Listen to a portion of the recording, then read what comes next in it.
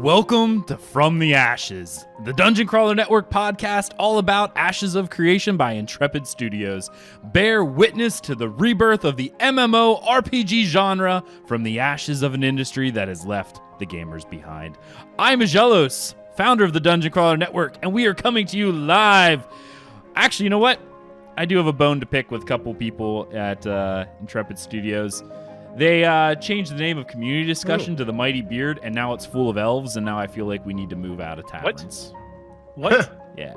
Wait, what? In the Discord, they changed the name of the Community Discussion to the Mighty Beard, and now they just flooded in all these undesirables into our tavern, and now I feel like we have to move. What's wrong with elves? There's a lot wrong with elves. Elves are fine. No. Elves are fine. No. Dwarves are fine. Dwarves are fine. awesome. Gnomes are fine. Everything's fine. Don't be hating. We can argue about this later. Anyway, we are here still in the Mighty Beard because, well, we haven't found a new tavern yet, but we're going to have to do that. Maybe one that will actually serve as drinks from time to time. Who knows? Can elves even grow beards? Why are they here? You know, I would argue that, yeah. Although Krojack seems to have a magic cup. Yes. That seems to be... Yeah. He does that a lot, and it kind of cracks me up. Anyway, we got a fun show planned for you guys this week. We've got a lot of news coming out of Intrepid Studios. We got a new community manager who is diving into the thick of it, you know. Good luck with that. Yeah, there we go. We have some news on the new Apocalypse Open Beta number 2, which started today. A few discussions there. Yep. We also have something of vital importance. The new January cosmetics that we'll be talking about. That's going to be a lot of fun. And of course, we're going to dive into our mailbag and kind of dissect some of the ire that came out of last episode. I did nothing. I said nothing. I say nothing controversial. I am the most easygoing person ever. Everything's fine. No, seriously, this is all because of Krojack. Pretty much. Every single thing is because of Krojack. So yeah, it's all good. Yeah. Anyway, I have my amazing co-host, Alpha Soul. How are you? I'm doing great. Let's get this on the road. Yep, definitely. We got a lot of fun stuff we got to talk about. And of course, the cornerstone of the DCN shield wall, Krojack. Changing classes is fine. You're all wrong. Nice. And before we jump into news, of course, we have to give awesome shout-outs to our amazing patrons over at patreon.com/Dungeon Crawler Network, as well as those who support us each and every month as part of our shield wall here on twitch.tv/Dungeon Crawler Network. You guys are great. You help keep the metaphorical torches lit and us bringing you shows each and every week. And also, we had 2 amazing 5-star reviews on iTunes this week, which is pretty awesome. I know people don't really understand how much that helps a podcast, but it really does. First one is from Dyslexic Gaming, which I know. Lex. There you go. 5-star review. These are real people, and they do say real words, and it does matter. Thank you so much for that. And of course, EB76 left us a 5-star review. These guys are the best. Great flow among the host, and informative segments and discussion. This is the only AOC podcast you will ever need. Look no further. Well, that is awesome. That's glowing. A little high praise. I feel like we have a lot to live up to. Yeah, the now. first bit, I was like, are you sure? But that last one, I'm like, all right, fine. Yeah, all right. Fair enough. Thank you so much, EB76, for that review. You guys are amazing. Let's go ahead and jump right on in to the news. First up, we have a new community manager. I feel like we should have like bagpipes playing in the background. Why? Why? Because she's literally walking into a slaughter. Oh, a funeral dirge. Yeah. Okay. Gotcha. Fallen cop. Gotcha. Yeah. Nice slow procession after her. Well, actually, that's what when they announced her on Twitter, I said, welcome and good luck. And I did the gif of Hunger Games with the signal of 13. Yeah. Oh, yeah. Yeah. Good luck with there. But we got Sarah Flanagan, a.k.a. Lieutenant Toast. She's our new senior community manager at Intrepid Studios. I'm excited for her because as part of her background, she says she's joining the team, and she actually came, if you didn't know, from H1Z1, so Daybreak. They've actually snatched up a lot of Daybreak people, to be frank. A lot of Daybreak people now work at Intrepid. That makes me kind of happy with that background, specifically because of the gaming culture in a game like H1Z1. You'd have to have experience controlling people, muting people, banning people, just taking the reins of that community, because H1Z1 people can be a little rowdy. Is it? I've never played the game. Is it more toxic than anything else that you've played? Probably Sort of. as toxic as anything probably could be. It's a player versus player zombie survival thing. It's pretty much entirely player versus player, so it's rife with those kinds of people that enjoy that kind of thing, and they can be very, very rowdy. Yeah, a rowdy bunch of people. And of course, she also has some Battle Royale experience in the form of, was it Planetside Arena? That's still not out yet, but she was part of that team as well. Side note, I think that's being delayed a bit, if I remember correctly. Anyway, she's jumping in. She'll be taking the senior community manager lead. So, like, everyone was thinking it was Margaret. As we said the last time, Margaret is the lead marketing, not the community manager. So I'm assuming Lieutenant Toast, may God have mercy on her soul, will be working on cleaning up the community and doing all that fun stuff. I want to say this now. Cleaning up the community so far as directed from above. Right? We've heard Steven say before that MMO gamers are adults, and as such, they're allowed to communicate as adults. If it is his direction to maintain status quo, what can she do? If it's not, if he says go ahead and clean it up further, then she can go ahead and clean it up further. But I want to know, what's the message? What's the company line regarding this? I'm kind of curious of the same thing. So by that quote, is Steven saying that the current Discord is fine as it is? That's the question. That's the question right there. Is it fine according to his vision for what he wants it to be? I don't know what his vision is. I don't think he's really articulated it clearly. So until some time goes by, a month, 2 months, 3 months, and we observe and we see how things are, maybe they don't change, maybe they improve, maybe they get worse. I don't know. Yeah.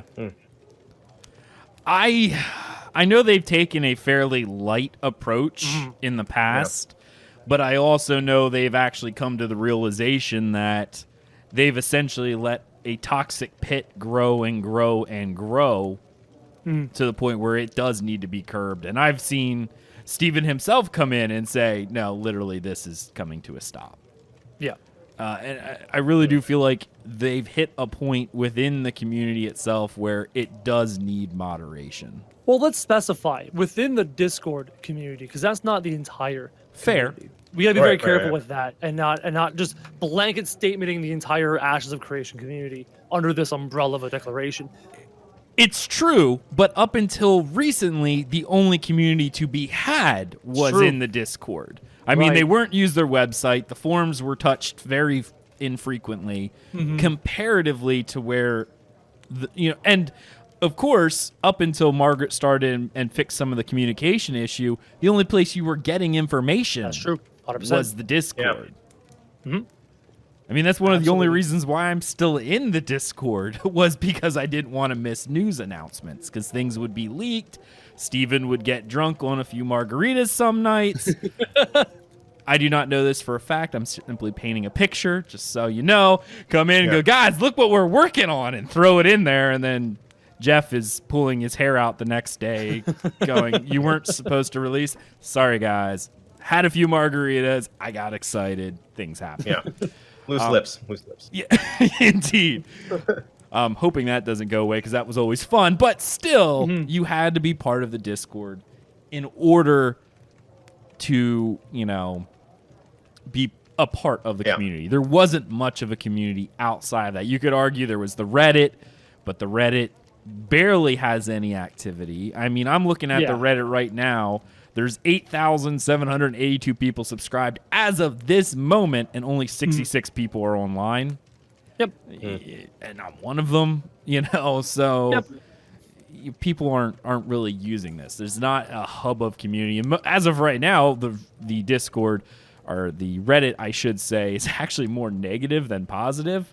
Yeah. A lot of hate for Apocalypse. A lot of hate.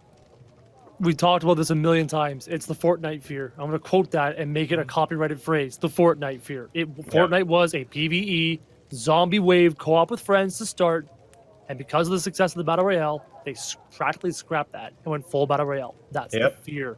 People are afraid the MMO is going to die if the Battle Royale gains success. That's where all the hate is. That's 100%. If they started with Castle Siege testing, we would not have these issues. Agreed. Oh, yeah. 100%. I honestly don't think we'd have these issues if they said Battle Royale was actually a battleground type in the MMO. Yeah, like you can queue up like a Arathi Basin or a Warsong Gulch or whatever. I mean, Flag or whatever. Black Desert just released their Shadow Arena, which is a Battle Royale. It's actually not... And to be frank, it is a fun type of battleground. Especially if you prefer the solo type, because if you're doing any type of Castle Siege battleground or like you said Arathi Basin, you can lone wolf it, but then you're really hurting your team. You know, this is a game that you could literally lone wolf it and be okay. Yep. So yeah, I think that's also part of it. And I mean, there is also the stigma of kickstarted MMOs. Yeah. Right. It's just a problem. So yeah, if they had another game under their belt and they weren't brand new and this wasn't coming out, I think it would be a lot less of a concern that, you know, people would. You're right. A brand new studio jumping on the Battle Royale bandwagon, right? Yeah. That's the perception. Yeah. I mean, there's a lot of them, and there's even more coming out now. In fact, I don't know if anyone follows the Spatial OS and Unity debacle. And that's also fun. That's a whole other kit and caboodle there, but essentially Unity and Crytek are now getting together for a AAA game of some kind, and people are assuming it's going to be a battle royale. Wow. Because people are using Spatial OS for like 1,000-person battle royale. Interesting. Yeah. That's the wave that we're in right now. So that's what everyone's... You gotta be honest, I'd want to try that. Something about 1,000 people and trying to be the last man standing just sounds like fun. And just to try. I want to experience that just one time. Yeah. Well, I mean, there we go. Let's go ahead and talk about our own battle royale, Ashes of Creation Apocalypse. Moving on in, we have open beta starting now. And by the way, if you are watching live on twitch.tv/Dungeon Crawler Network, be sure to stick around for the post show, because this is going to be a different type of post show.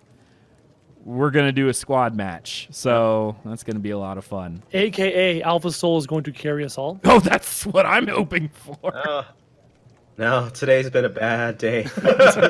We'll be all right. We'll figure it out. We'll be all right. I mean, considering what you've been saying, you've had a bad day. I was watching Crojack stream the entire... Maybe I'll come around that I'm going to carry everyone, if that's the case. That's fine. You guys should just get behind quit. the shield wall. You'll be right.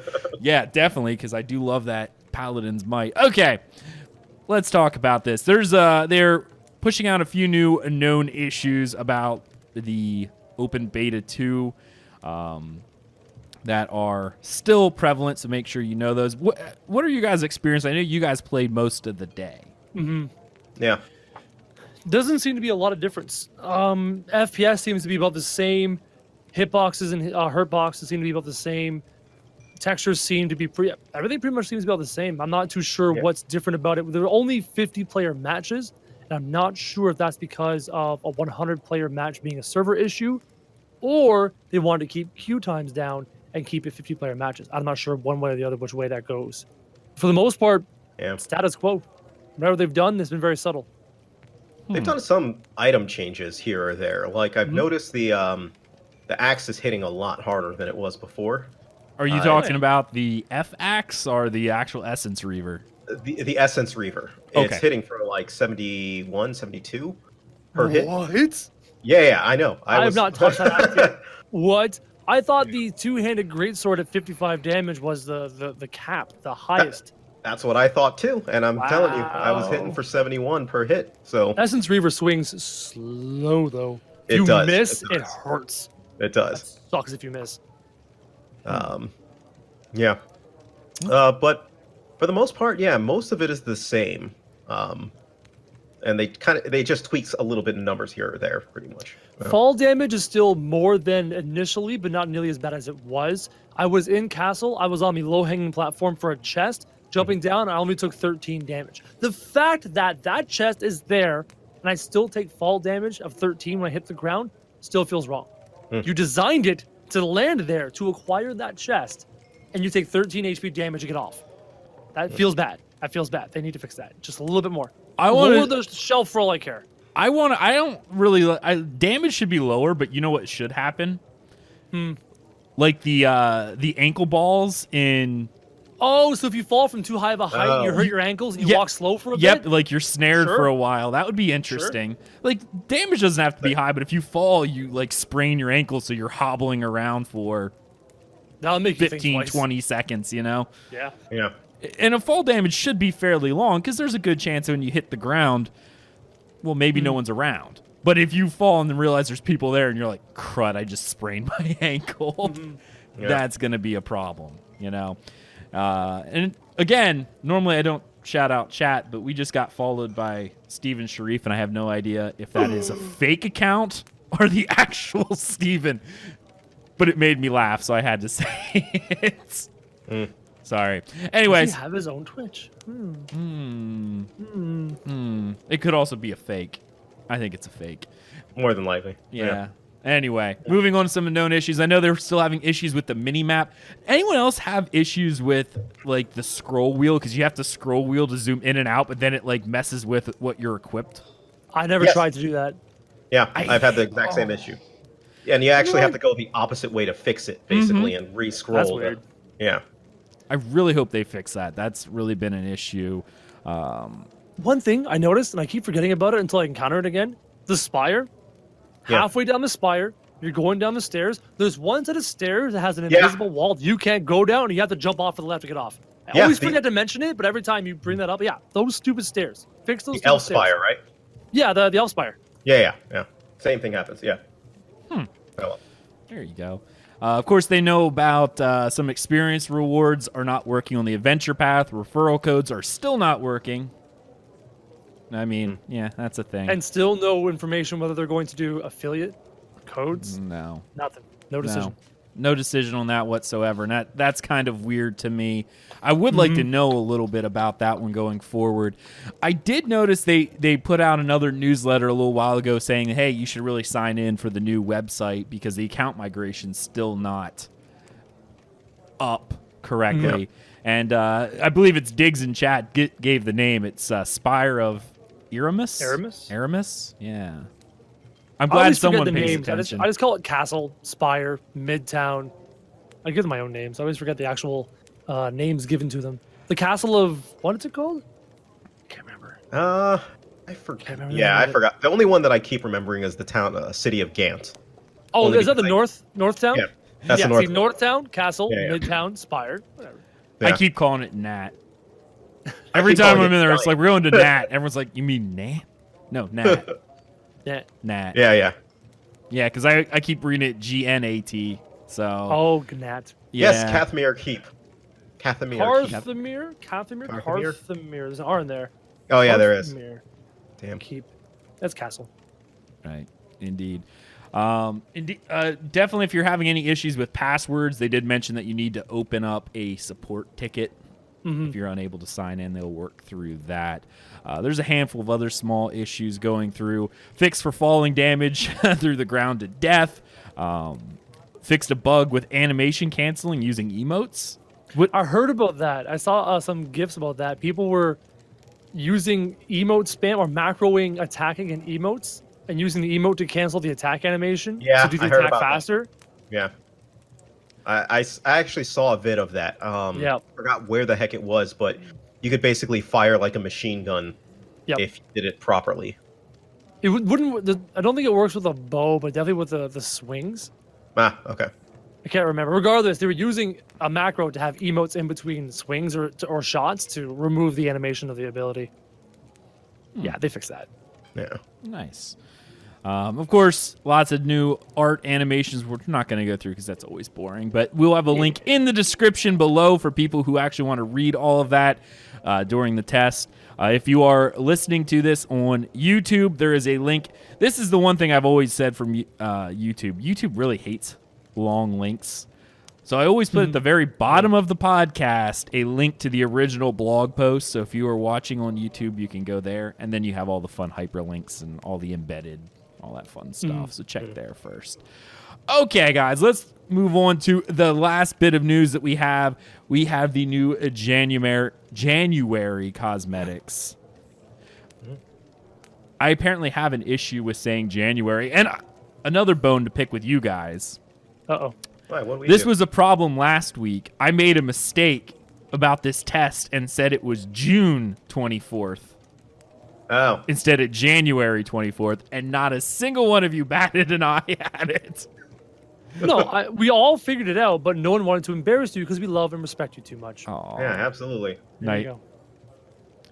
Nice one. I like that. But it was actually kind of funny that someone pointed out. I'm like, you know what's really sad is I think everyone just heard a J sounding month and went, yeah, that sounds right, probably, you know? 100%. Yeah. But yeah, I made a mistake and said June instead of January. Anyway. All right, we've got some new cosmetics coming out. I'm going to put one up here on the screen. And of course, link in the description. It's going to be the Black Scale Imperator armor. Oh, the armor? Yeah, we're going to talk about this one first. What's wrong? What's wrong? All right. Say it. I know you're itching. Go right ahead. It's your turn. There's the one. All right.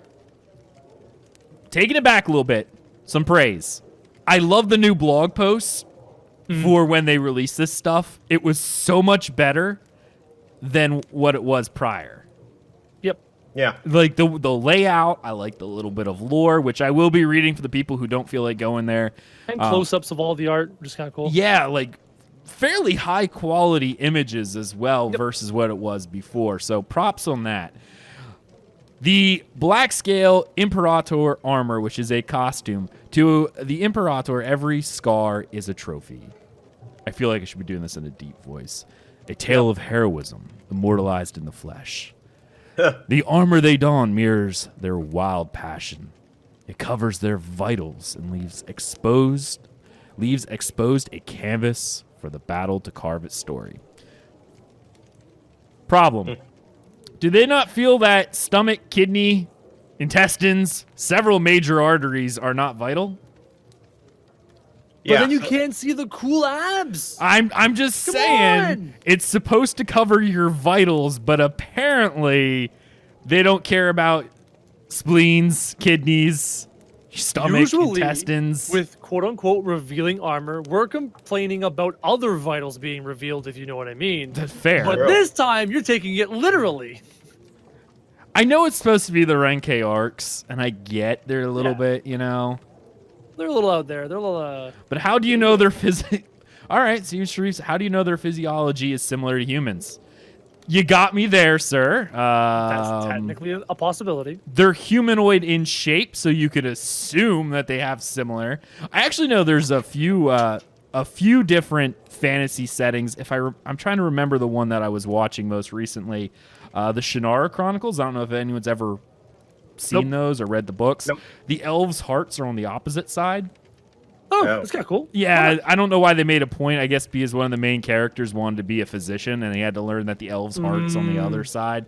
Anyway.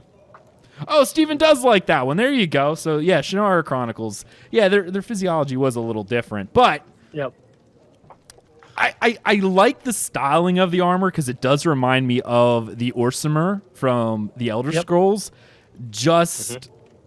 I don't know. You know, even when I look at it, it does sort of remind me of this gladiatorial armor as well, because they tend to be fairly open. It's sharp. It's aggressive. Like, this armor screams aggression. It screams berserker. It screams rage. And a total disregard for safety and self-protection in exchange for having blades on their shoulders and stuff. And what I find amazing is that they didn't make the male totally covered up in the female bikini armor. No, screw it. Bikini armor for both of them. Let's go. Yeah, I know. Mid-drifts for both of them. One thing I am curious about, And this is something that we haven't had a question answered. I don't think anyone ever thought of it, but I know one point in time it was mentioned that all armor isn't going to be a racial type armor. Mm-hmm. Okay? You pick up chainmail. It's not dwarven chainmail. It's not orcish chainmail, not human chainmail. When you put it on, it assumes whatever your race is supposed to be.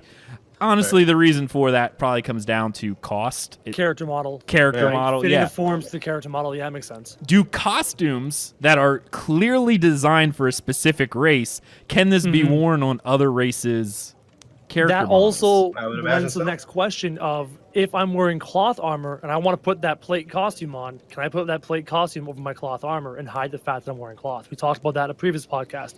So not only do you have the racial implications, you also have the material implications of costumes and how that works out. Curious, lots of questions in that regard. Yeah. I am curious about that one, whether this will be locked. From a costume perspective, I assume this would look not. kind of weird on a dwarf. This would look a little strange on a dwarf. I don't want to see the dwarf midriff, you know what I mean? I don't want to see it. But we did already see a dwarf in like a robe, and he looked just like a little, I don't know. It looked weird to me, but it was just like a midget robe, if you will. Well, I mean, they have cloth, they have casters as well, but... I know, it makes sense. It just looked funny. I also couldn't imagine an elf wearing something like that. It would look strange. Those helmets would I think their heads would bounce around inside those helmets, you know what I mean? As an example. I also do like that they're subtly different from gender. The male has horns. The female's shoulder spikes are slightly different. And they're more form-fitting on the female. There are slight gender differences, which is kind of cool. Interesting. Overall, I hate the armor, though. Go. Okay. I'm just curious, honestly, if this is tied to just a race, I feel a little better about it. But we don't know. Okay, sets contain themes, and that theme gets translated across different character models in the way it looks appropriate. Okay, all right, fair. So jaggedy, spiky, midriff showing, but changing it up for every race. Very similar to Lineage 2. So you'll get a theme type armor, but there will be a different model base. Okay, gotcha. Makes sense. I wonder if costumes are going to be the same way then. That's a good question. I mean, you're essentially going to have to model. Well, how many races we have? 8, 4 9? base races with slight differences between them, and then the Tolnar. Yeah, because you got the humans, the dwarves, the elves, and the orcs, and they all are kind of similar in shape and body size, I would imagine. Right. Yeah. Okay. So we have that armor. Of course, the title of this episode of vital importance, because it did make me laugh when they're like, their vitals are covered, but I mean, I still feel like your stomach's fairly vital. That spleen ruptures, you're a dead man or woman. Anyway, there you go. All right, moving on to the next item. The adolescent Feybeast pet. Unlike their timid younger selves, Feybeast on the cusp of maturity are insanely curious creatures. Many a passing adventurer have learned that an offering of food to the shimmering beast brings good luck as well as a friend for life. Look, its little face. It does have an itty bit, the eye does look like it's really far down on its snout. For those of you watching or listening on the podcast form, I do encourage you to look at the images, not while you're driving, but to describe it a little bit. It does have what looks like dragonfly wings. It has sort of this Chinese dragon-esque appearance, which, by the way, 4 legs, take note. We talked about this in the pre-show. Yeah, we did. Oh. And, of course, the typical Chinese dragon, long whisker things, tentacles. So I think it's actually kind of neat. I do like the idea of these Feybeast. And I like the fact the Feybeast always have this Chinese feel to it. Yeah. One question I have. The detail we see here in this concept art, the individual tiny hairs that we can see, the textures, when you get into a pet in the game, just how much detail are they going to have in those character models? I'm curious to see that when we actually get these in a 3D model form. I'd imagine it'd be only because, have you ever zoomed up on your character model? Really in detail? Now that you mention it, the cape, the bunching of the cloth and the cape and things like that, there is a fair amount of detail in the world as it is right now. Yeah. Even on the characters, if you zoom in and you're not, outside, there's quite a lot of detail in a lot of this stuff. So yeah. I wanna make a suggestion for the art team. Please, on that white armor, change the leather to some other color in the midriff section, because after you look at it, you realize it's cloth, but when you look at it from a distance, it looks like the midriff showing, and it's a very hairy person. Like, I've seen female. Yeah, it looks like even the arms. At first, I was like, "Are those hairy arms? Those are hairy arms." You have a female character, which what looks like hairy arms. When you get real up close, you realize it's just the fabric. But when you're staring at it, like, I've seen the female avatars and the leather piece or the cloth piece across the stomach, you look at them and going, that is one massive happy trail on that lady. Okay? Like, whoa. Yeah, all right. Enough of that. That was pretty fun. The shield. All right, I'm moving on. This shield, I'm excited about this. It looks really cool. I love this shield. Shield is now up. Let's see here. This is the Aegis of Vigilance. The greatest of the Renkai shield bearers are impenetrable walls on the battlefield. See, they joined the shield wall too. Able to block blade and arrow alike with a focus unending. Their towering shields bear the marks of each battle. Every scratch and nick, a life protected under their watch. I do like these tower shields. This looks awesome. Again, the detail question, and as we've had answered, they're going to be paying attention. There's so much detail in this shield, in the engravings, in like you mentioned, the battle scars. You can see the scars on the shield. The leather wrappings, the rope wrappings on the horns.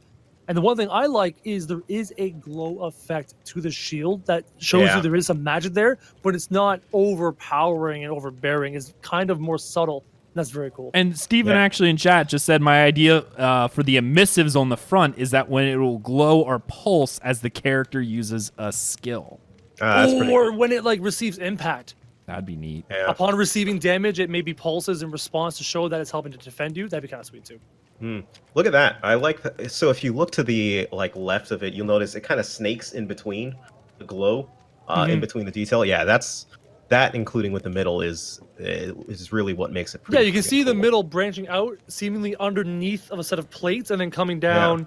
Yeah, there's so much attention to detail in this piece of equipment. It's really cool. And I love tower shields. They were meant to be fairly large and hulking pieces. I'm curious how thick they plan on making it. Hopefully not too thick, but you know, seeing that. But I do like the horn ornamentation on it because it does scream orc in general. Even just the rivets holding the leather strips into place. Just the attention to detail on this piece is just phenomenal. Oh, it's beautiful. That one, I do like that one. Moving on to the next one, we have the Freehold appearance. This is the Vermilion Menagerie. I almost got caught up because I don't know if anyone listens to Hello from the Magic Tavern. Shout out to that podcast. It's really funny. But they're in a tavern called the Vermilion Minotaur. and when I read that, I almost got caught up there for a second. Anyway, housing the creatures of Vera is no easy feat, but these stables are built to handle all manner of exotic beasts. Beastmasters from across the world marvel at the craftsmanship and comfort, and more than a few find themselves a little jealous of the animals housed within. You know what's funny about this piece? This is the most boring cosmetic we've probably seen, and yet it seems like it could fit into the world no problem. Just fits absolutely in the world.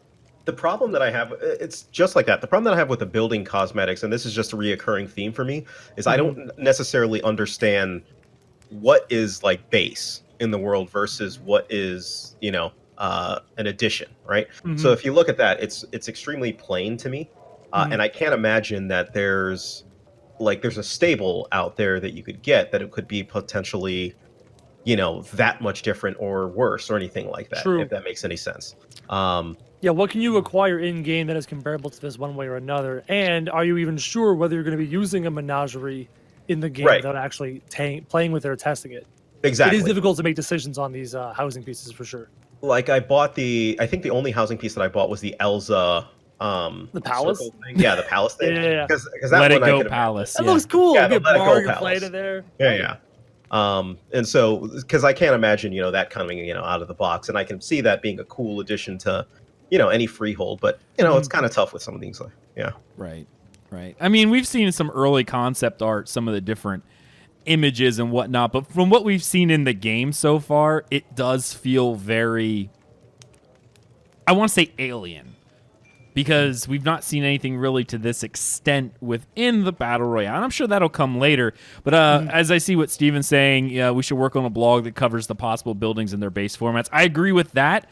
But what we should also do, or when I say we, I mean you guys, what would be nice to see is the setting in which in Vera these buildings would normally have been found, like a habitat guide kind of thing, to show them in their natural habitat so we can see them and go, oh, wow, that's where the Renkai were originally based. I don't know. I think it would make it feel more real and not just so alien is the best way to describe it. Yeah, it's easy to look at a character skin and go, that would look cool on me. But it's hard to look at a house skin and go, how's it going to fit in with the rest of my housing plot layout? Right. Yeah. Absolutely. Moving on to the next item. It is sort of a dragon. This is the, what is this, Ocher? O-C-H? Ochre, I believe. Ochre? Is that how it's This thing pronounced? is damn cool. I believe so. Legion Wormling. I say dragon, but anyway. As the Orcair Legion's reputation grew, they sought beasts to ride that would leave their enemies quaking at the sight. With armored hide, sharpened teeth, and piercing claws, the Legion had finally found the mounts as fearsome as themselves. It is said that a rider who forgets to feed his steed on time will never make the same mistake twice. It's hard to forget missing a finger or two. Nice. I have one question regarding this mount. It looks really cool.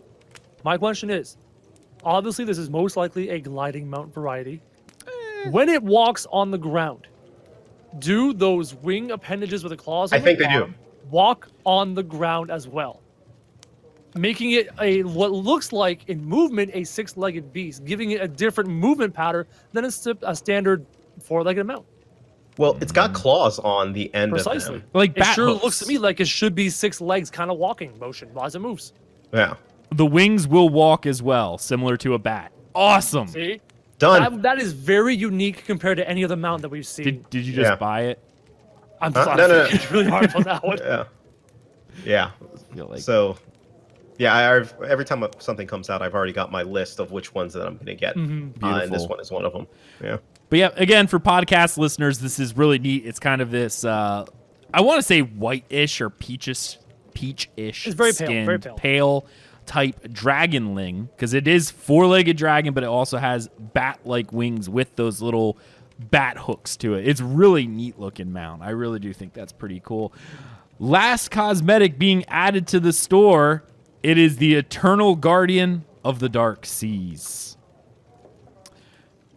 When the Renkai first took to the seas of Vera, their fledgling crafts were at the mercy of monsters in the black depths beneath the waves. Now their warships are matched in strength only by the ferocity of their design, and those that dwell below give a wide berth to the vessels sailing above. Question. I've been playing too many sailing games. How does this thing move? Look at the size of those sails. It's still like If you look towards its main decks and you start to see some of the details, you can imagine how small the people are in relation to this boat. And how is this thing moving? There's not enough sail to move this bloody thing. It looks cool, but just like maybe like 100 people in that thing rowing it or whatever. I don't know, but just the location of the sails and the tiny sail up here. Like, how is this moving? I love it. It looks really cool. Realism be damned. Yeah. Realism be. It's a fantasy game. A wizard did it. That's all you need to know. A wizard's making a move. There's a wizard back there just generating Do not wind at the pretend tiny to sail. understand the aerodynamics of Vera. Love it. Getting called out. Take your plebeian All right. sailing knowledge and set it aside. This Fair. is Vera now. Sailing in Vera's hardcore. Anyway, It's cool looking. that's gonna end up the news. We're gonna move on to our mailbag section because we did have a couple mails, but we're actually gonna hit up probably just one of them here because I think we'll probably be here for a little bit. Be sure if you are watching the show live, twitch.tv/Dungeon Crawler Network, that immediately following the show, we'll roll the outro and then we are going to kick right back in for our post show where the three of us are going to be doing some squads in APOC. So you definitely want to check on that. Can we see the Fae Beast's little face again? You know what? For the rest of the show, I'm going to put the Fae Beast up. Yeah, sure, why not? Why not? Who cares? Little face. Just for you, Steven, Fae Beast will be joining us here in the Mighty Beard Tavern. Maybe it will get drinks. I don't know. Anyway. Can you enlarge it? Make it like zoom in on that face. Just get that face as big as you can. You know, I could put that face just Get like right there. I need to put it behind Exactly. people though. Oh. There we go. I'm just gonna zoom that up just a little bit. There we go. There It's you like go. flying right above everyone's head. I'm gonna shrink that up just a little bit. We're gonna center that. There you go. Perfect. Oh my goodness. There you go. There's our Hey, it's Fae over Beast. my head. It It's gonna is. shit on me. It is. It might. You know, you don't really know. Anyway, moving into our email section. This actually came to us from Michael.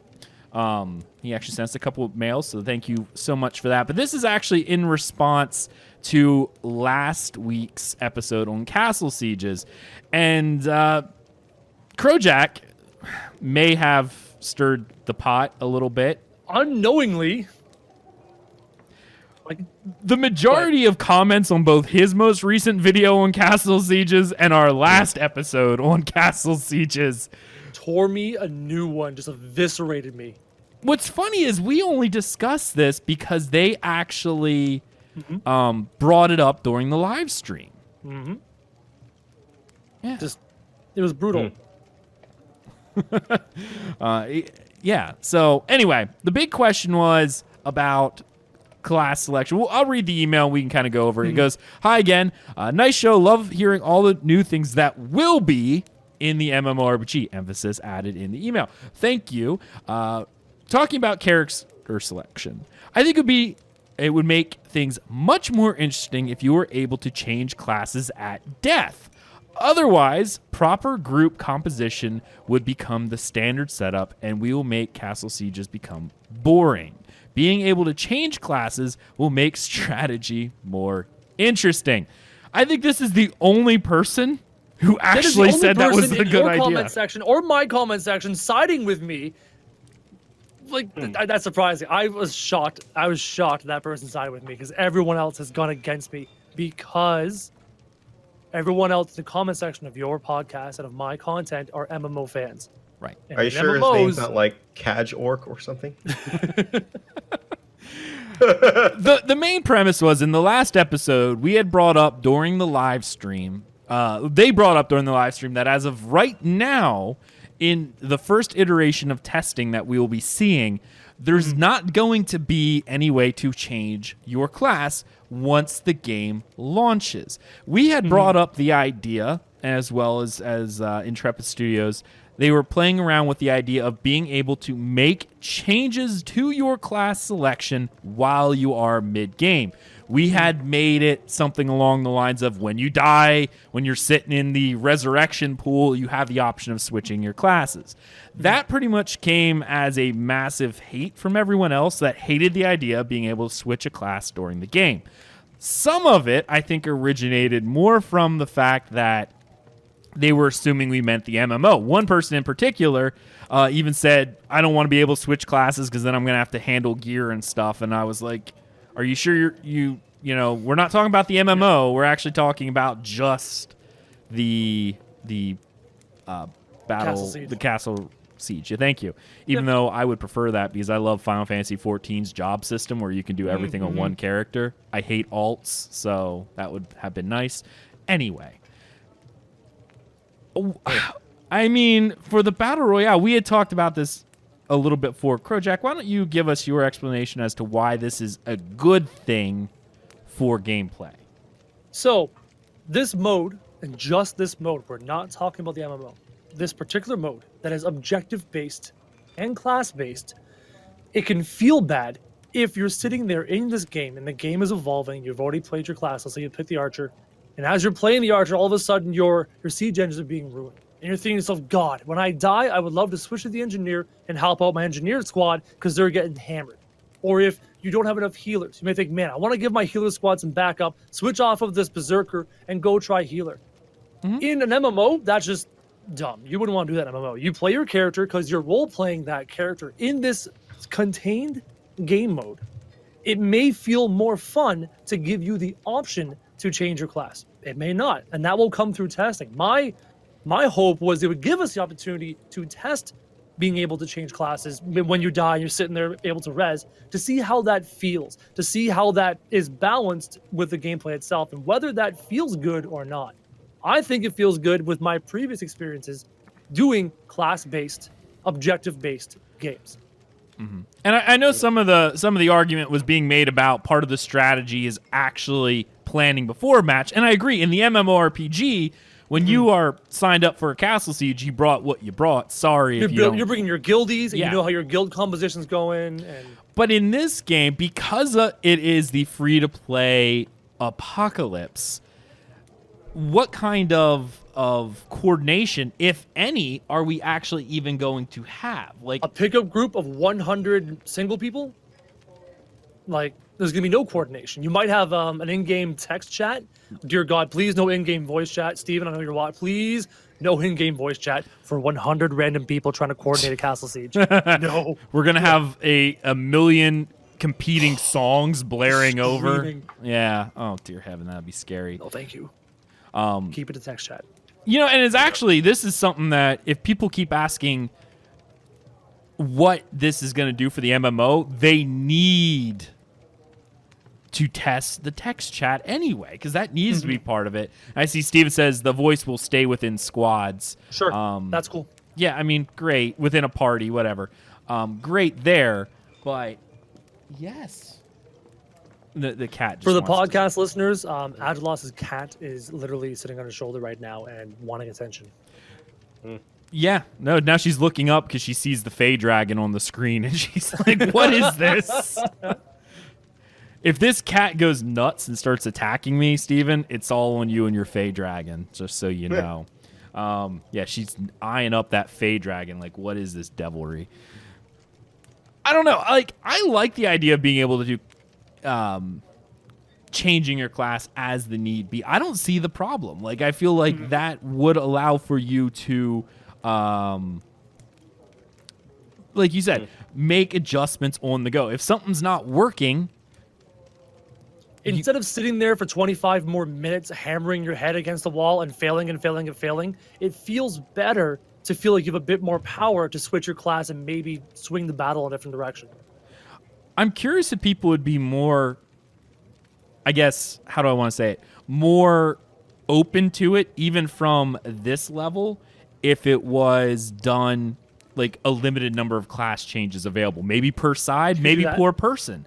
Maybe when a match goes out, say it's 100 v 100, right? Maybe there's 25 class changes per side, and each time someone changes... I wouldn't do it per side, because then you could have that one troll change his class 25 times in 15 seconds, and all of a sudden it's gone.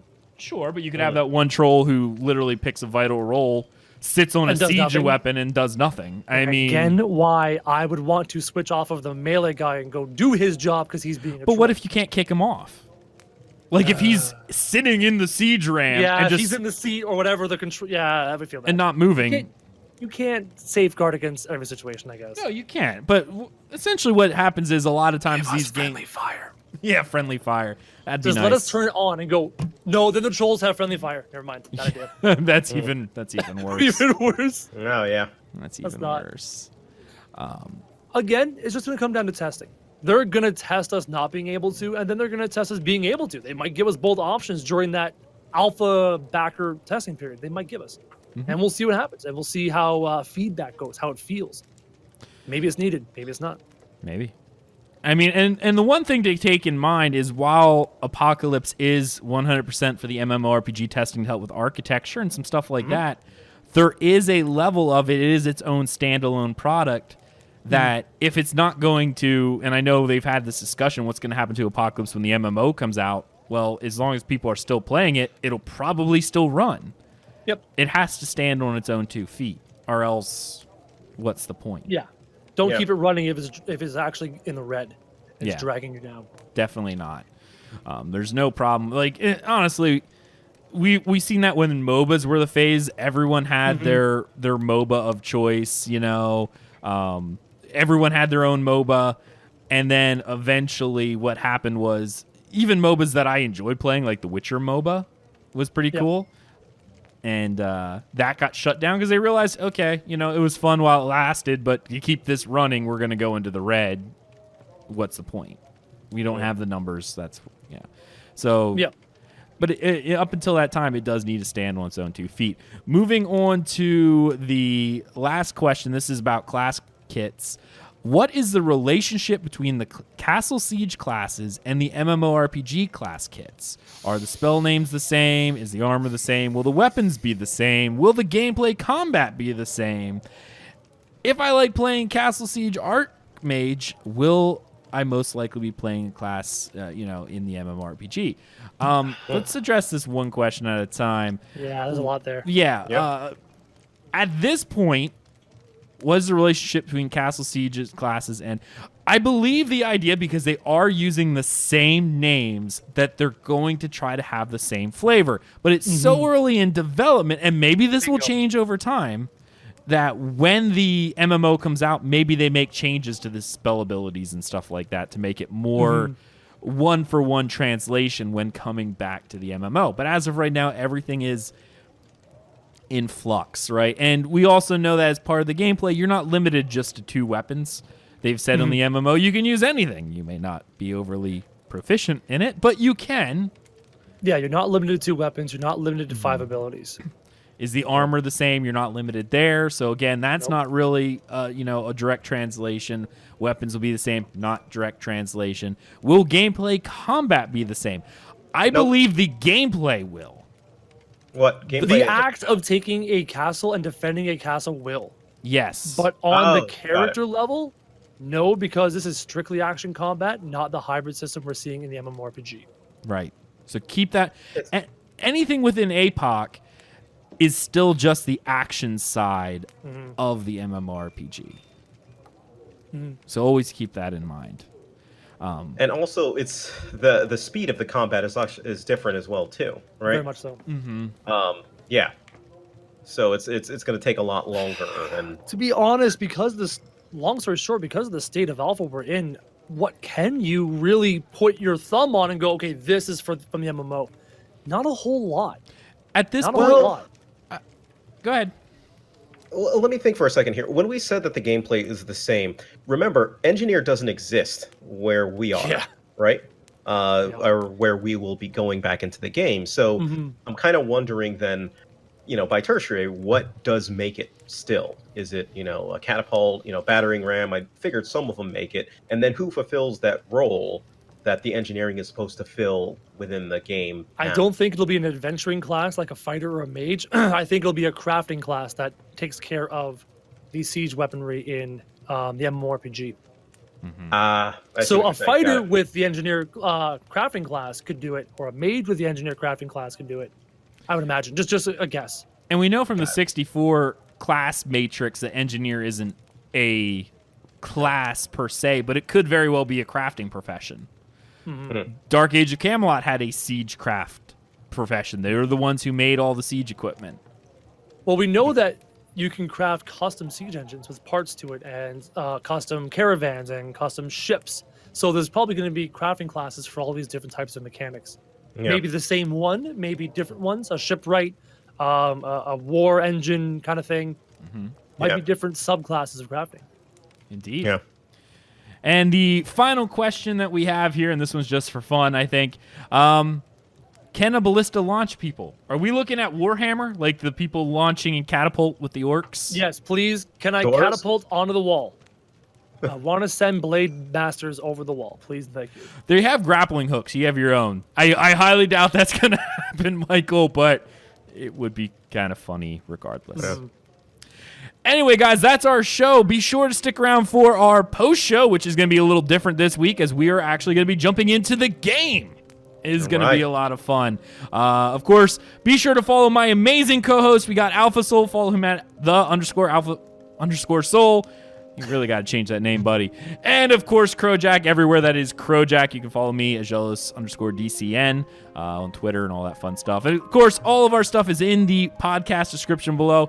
If you're interested in following everything we do, check us out over at dungeoncrawlernetwork.com. There you can find links to all of our social media, including Twitch, YouTube, Twitter, and Facebook. Be sure to check out our Patreon program, patreon.com/dungeoncrawlernetwork, if you want to help support the show. You can also help support us by leaving us a 5-star review on iTunes so people know that we are a real podcast, that we say real words, and sometimes they matter.